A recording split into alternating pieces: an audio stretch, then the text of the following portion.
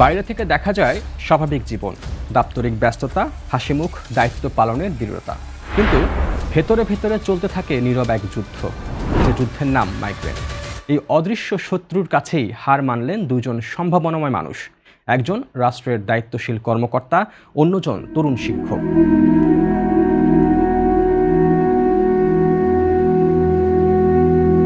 ব্রাহ্মণবাড়িয়ার বাঞ্ছারামপুর উপজেলার নির্বাহী কর্মকর্তা ফেরদৌস আরা দীর্ঘদিন ধরে মাইগ্রেনের তীব্র ব্যথায় ভুগছিলেন। নিয়মিত দায়িত্ব পালনের আড়ালে লুকিয়েছিল অসহনীয় মাথা ব্যথা, ক্লান্তি আর মানসিক চাপ। এরই মধ্যে হঠাৎ অসুস্থ হয়ে পড়েন তিনি। অবস্থার অবনতি হলে তাকে ঢাকার ইসলামী ব্যাংক সেন্ট্রাল হাসপাতালে ভর্তি করা হয়, কিন্তু নিয়তি আর অপেক্ষা করেনি। চিকিৎসাধীন অবস্থায় 14 জানুয়ারি সকাল 7টার দিকে তিনি স্ট্রোকে আক্রান্ত হন। সেখানে নিভে যায় একজন কর্মনিষ্ঠ প্রশাসকের জীবন প্রদীপ।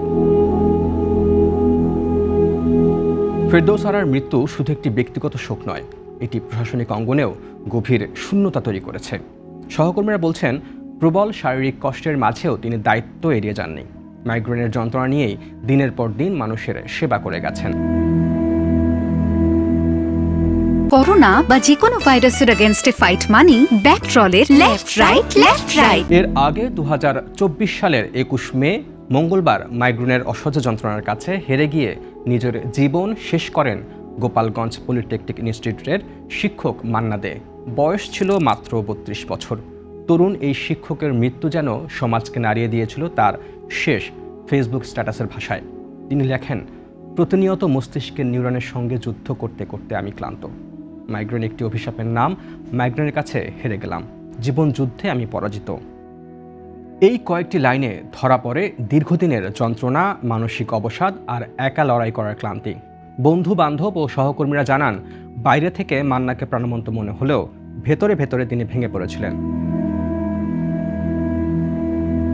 চিকিৎসকদের মতে মাইগ্রেন শুধু মাথা ব্যথা নয়, এটি দীর্ঘমেয়াদী স্নায়বিক রোগ, যা মানুষের কর্মদক্ষতা, মানসিক স্বাস্থ্যের উপর মারাত্মক প্রভাব ফেলে। সময়মতো চিকিৎসা, মানসিক সহায়তা ও পারিবারিক বোঝাপড়া না পেলে এটি ভয়াবহ পরিণতির দিকে নিয়ে যেতে পারে। ফেরদৌস আরা আর মান্না দে দুজনের পথ আলাদা, পেশা আলাদা, কিন্তু তাদের মৃত্যুর পেছনে রয়েছে একই নীরব যন্ত্রণা। এই ঘটনাগুলো যেন আমাদের চোখে আঙুল দিয়ে দেখিয়ে দেয় শারীরিক ব্যথাকে অবহেলা করা কতটা বিপজ্জনক হতে পারে, আর মানসিক কষ্ট চেপে রাখার পরিণতি কতটা ভয়াবহ। সমাজের দায়িত্ব এখন শুধু শোক প্রকাশ নয়, মাইগ্রেন ও মানসিক স্বাস্থ্যের বিষয়ে সচেতনতা বাড়ানো, আক্রান্তদের কথা শোনা এবং প্রয়োজনীয় চিকিৎসা ও সহায়তা নিশ্চিত করাই হতে পারে এমন ট্র্যাজেডি ঠেকানোর একমাত্র পথ।